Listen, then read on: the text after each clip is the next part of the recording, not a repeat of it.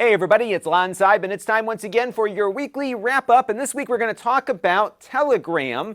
This is a wildly popular messaging app that is becoming a very influential social media platform as well. And in this video we're going to look at the history of Telegram and look at how to use it both as a user and as a content creator. Let's get to it.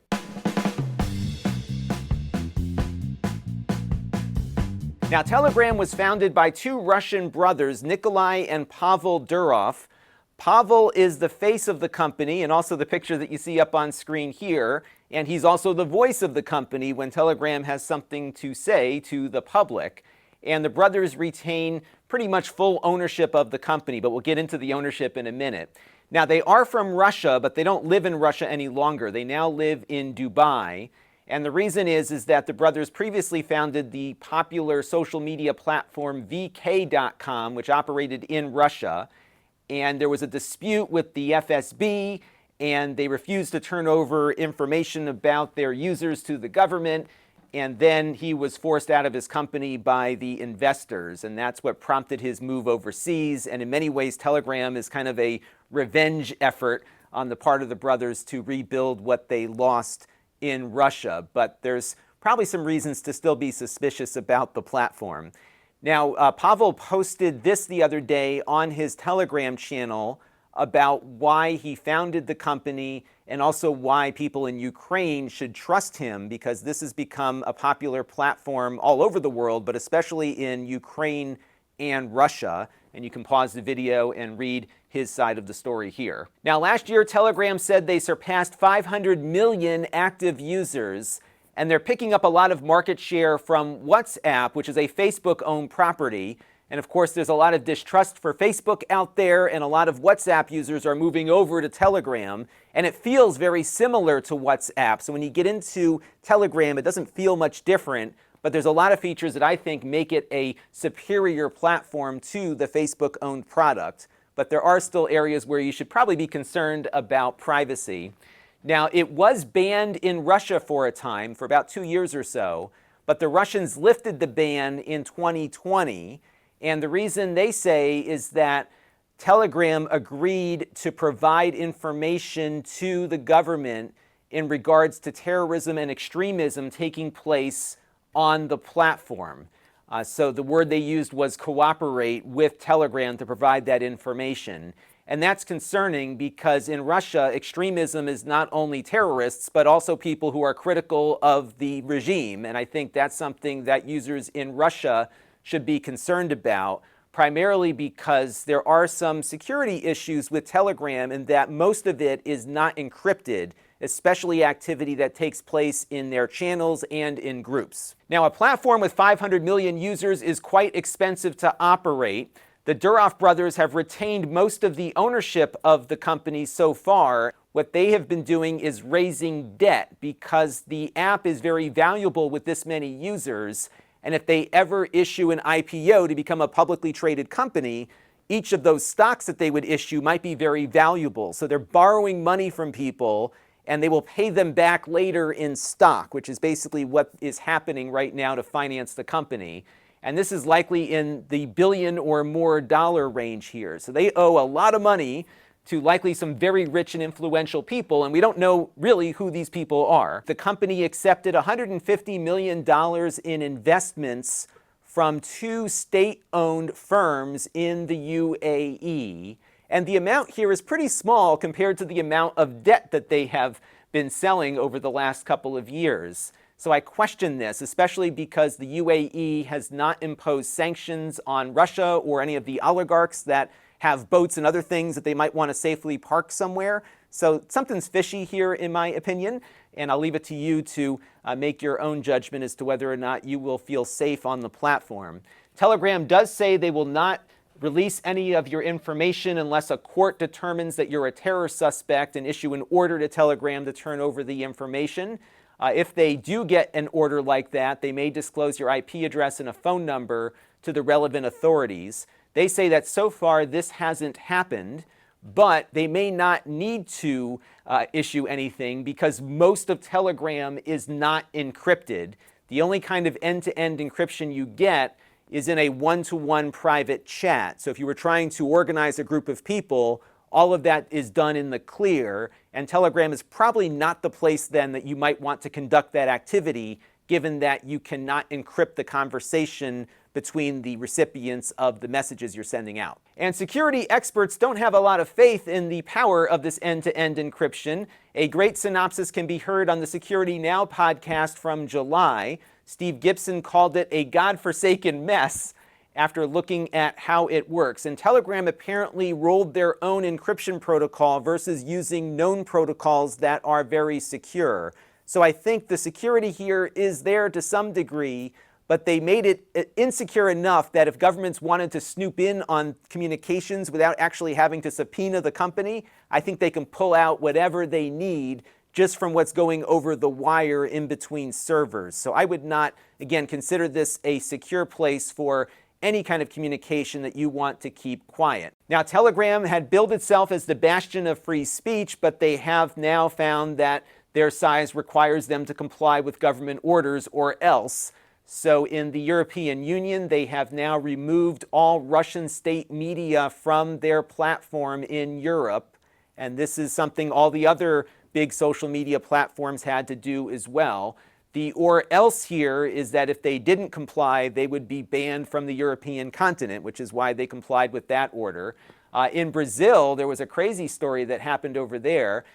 Telegram claims that they were not receiving emails from the Supreme Court, and the Supreme Court there in Brazil banned the Telegram platform completely, but it was just restored, I think, yesterday after they did get their emails and agreed to terms that the court had set.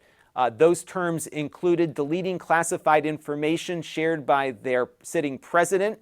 They also required that accounts of a prominent supporter of the president be removed because the court says that person was spreading misinformation.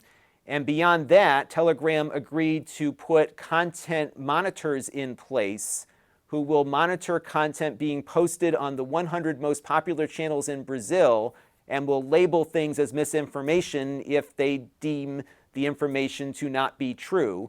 I don't know who makes the determination as to what is true or not, but this is the very same problem that Facebook and Twitter and all these other social media platforms that Telegram was trying not to be have to comply with. And the or else here is that they would be removed if they didn't comply. What I thought was interesting here, though, was the company's attorney here, Alan Thomas, who says that the app has always been willing to collaborate with the authorities. And that's the same language that we heard out of Russia in regards to the FSB, saying that they were collaborating with the platform. So I would not look at Telegram as a bastion of free speech here. This is just like all the other platforms that are out there who have to balance the rights of their users with the laws in the countries in which they operate, because they're trying to make money. They owe billions in debt now. They've got to start making some revenue.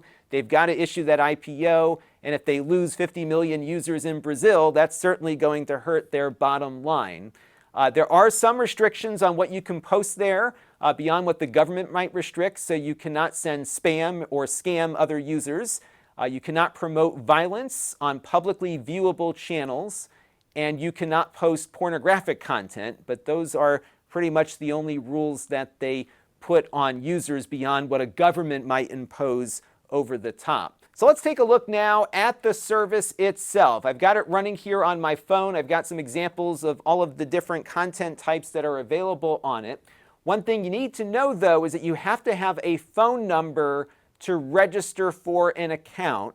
You can use a voice over IP number like a Google Voice or one of those other number services that are out there, but you might find that some of your activities are limited if you are using a voice over IP number. It's hard to stay anonymous on this platform. Now, Telegram has three main buckets of communication. The first is a one-to-one chat that you have with another user, and this works a lot like you would see on a typical text message exchange. You can put pictures and videos, you can do video calls if you want. Basically anything you would have in a WhatsApp chat can be had here.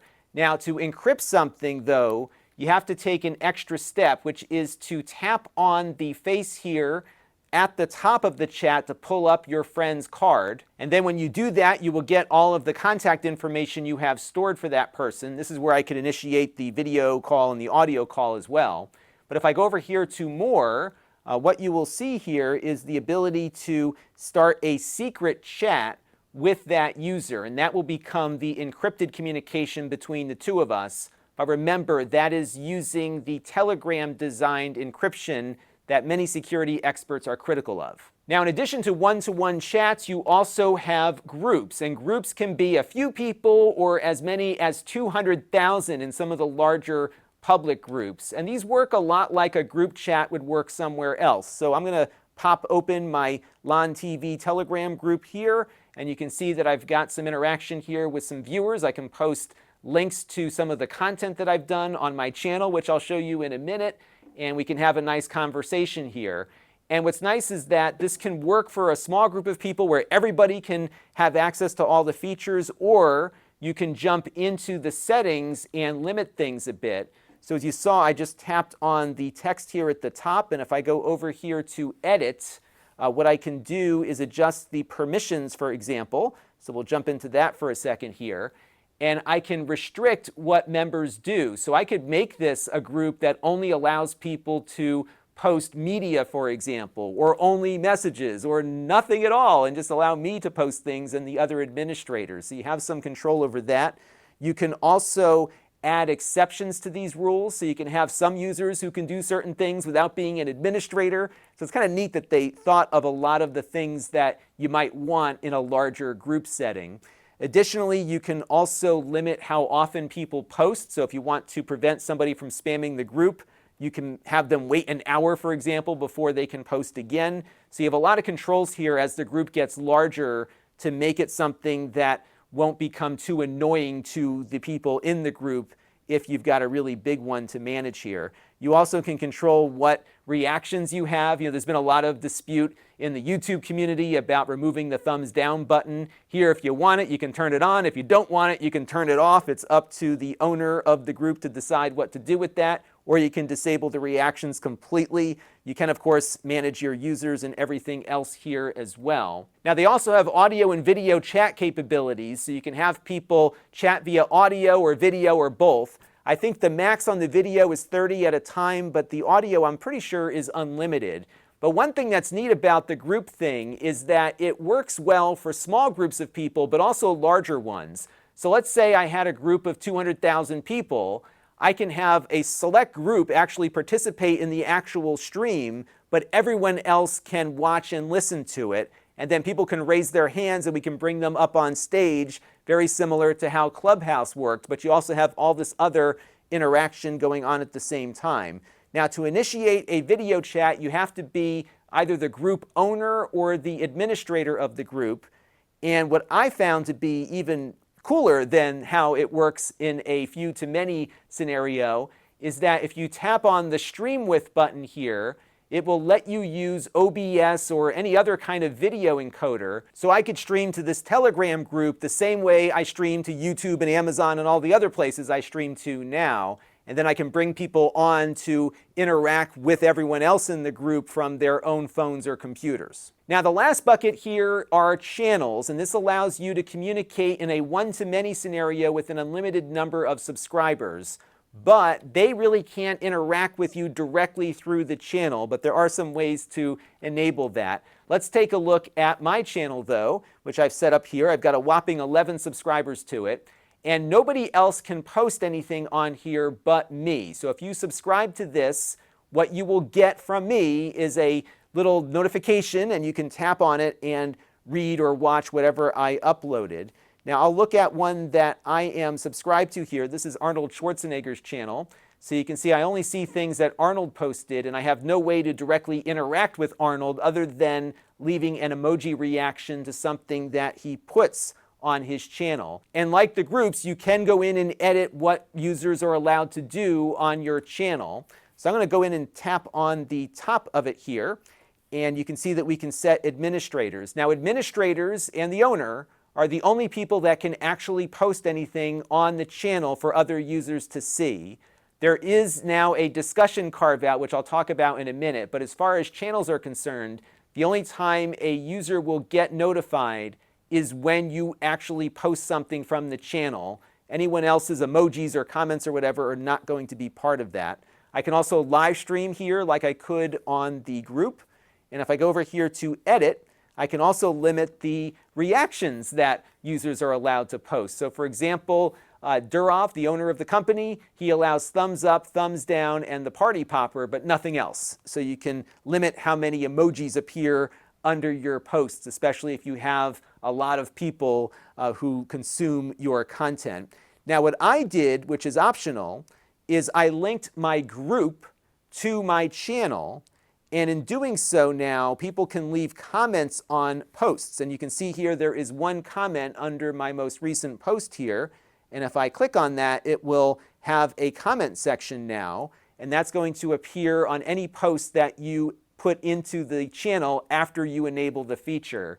And this is one way to get some back and forth with viewers through a channel without having it muddy things up with a lot of junk getting posted beyond what you post yourself. So there's a lot I can see them experimenting with here to try to figure out the right balance of how these different buckets work. Now chats, groups, and channels are all created the same way. You just go in and make a new message here and you tell it what you want to do. So if you wanted to start a new channel, you click this and you've got yourself a channel. There's not a lot of hoops to jump through to get started. Now, one thing I found encouraging as a video content creator is that they are not limiting the length of videos like you see on Twitter and many other platforms.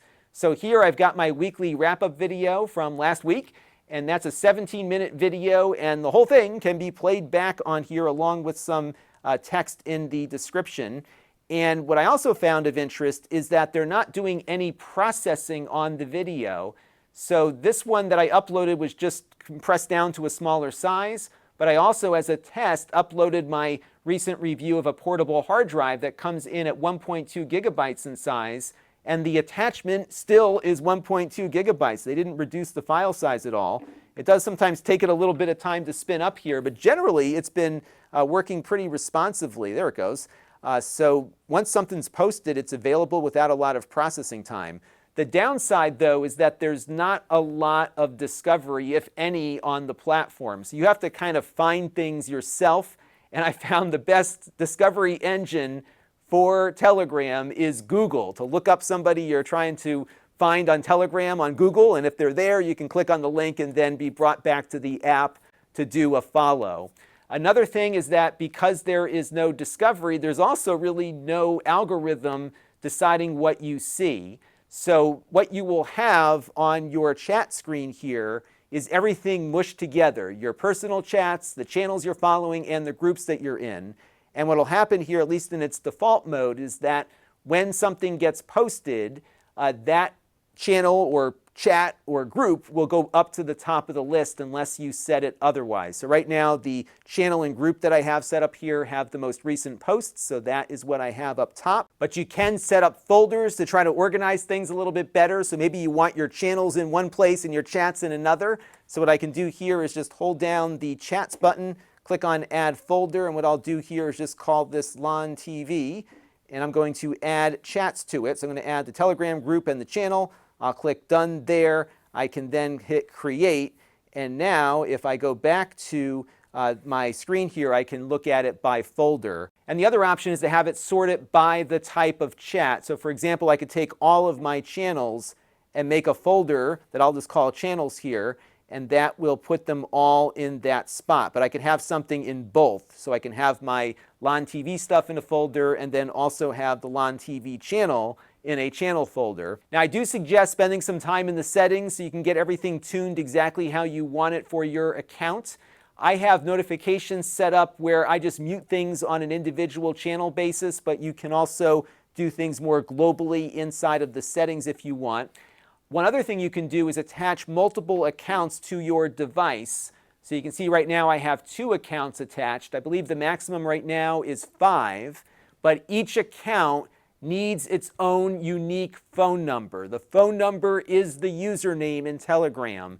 You can change the number and still have it attached to the same account, but there always needs to be a unique phone number for this to work. Now, as a content creator, there are not many opportunities yet for monetization on this platform. I think they are certainly going to be motivated to get their act together there to make their stock more valuable whenever they decide to offer it.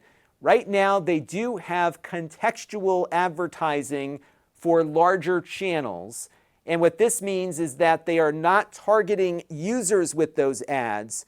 They are putting ads that match the topic of the channel into that channel for those users to see. So they are going to do things a little differently than what we're seeing on YouTube and Facebook and Twitter, in that ads will be tied to channels only, at least at the moment, and you will not be seeing ads, they say, within private chats, at least at this point in time. But note that I am sure, just like other platforms, advertisers will have particular things that they may or may not want to see on certain platforms. And I'm sure a lot of the issues that YouTube has dealt with in that area will eventually come to Telegram as well. They can't hide from the governments, and they certainly can't hide from the advertisers who they will be depending on for revenue in the future. So that's going to do it for this look at Telegram. I find this a fascinating new platform, especially given the large size of the user base, its accelerating user growth, and the fact that they are allowing me to upload all of my content without any real restriction to it. Discovery is still really difficult, so people have to come to you as opposed to you being discovered on the platform, but I'm sure that'll be something they'll work on in the future. If you want to follow me and this channel, you can go to my 2 Telegram links on here, the channel and the group, and we can all chat with each other and maybe bring our numbers up a little bit. I've got 4 in the group and 11 on the channel, so let's see if we can double that by the end of the week. How does that sound? Let me know what you thought about this down in the comments section. Again, there's a lot to like and a lot to be concerned about, but that is true of most social media platforms. Now, this week's wrap-up is being brought to you by all of you, and I want to thank first Grayson Petty, who made a super chat contribution during one of our live streams the other day. We also have a bunch of new supporters on the channel, including Big Joe's, who contributed via Floatplane. We also welcomed Carolyn Nichols, Chris Downs, and Fred Colangelo as new YouTube members. If you want to support the channel, you can. You can go to lon.tv/support and make a monthly or a one-time contribution to the channel. You can also join our YouTube membership program by clicking the blue button down there below the video. And we support Floatplane and Patreon. And I want to thank everyone who contributed this week and everyone who's been contributing on an ongoing basis, and all of you who just watch on a regular basis too, because all of those things equal channel growth. Now, we've got a bunch of other channels you can find me on, including my Extras channel, where I post unboxings and supplementary content along with some mini reviews. We have my Amazon page as well, where you can watch most of my content ad-free. You can engage with the channel in a bunch of different ways, including my very infrequent email list, which we only post things on occasionally. And we've got the Facebook group and the Discord, which are 2 other places where you can communicate with me and other users. And then, of course, we have the store, where I sell previously reviewed items for prices lower than new. I just got in a new iPad and the new iPhone SE, which will most likely be ending up there once I am done with my review. And if you want to be notified when we add those items to the store, you can go to lon.tv/store alert, which is a separate email list versus the one that will get you the occasional channel updates. So subscribe to both if you want both. And that is going to do it for this week's weekly wrap-up. Let me know what you thought down in the comments below or on our new Telegram group. Until next time, this is Lon Seidman. Thanks for watching. This channel is brought to you by the Lon.TV supporters, including gold level supporters Jim Tanis and Tom Albrecht, Hot Sauce and Video Games and Eric's Variety Channel, Brian Parker and Frank Goldman, Amda Brown and Matt Zagaya, and Chris Allegretta. If you want to help the channel, you can by contributing as little as $1 a month.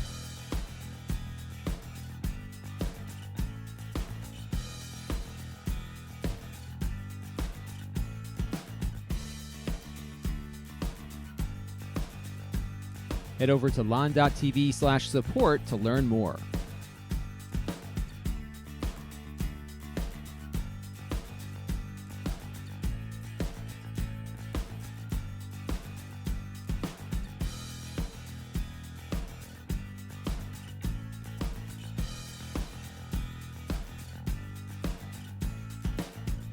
And don't forget to subscribe. Visit lon.tv/s.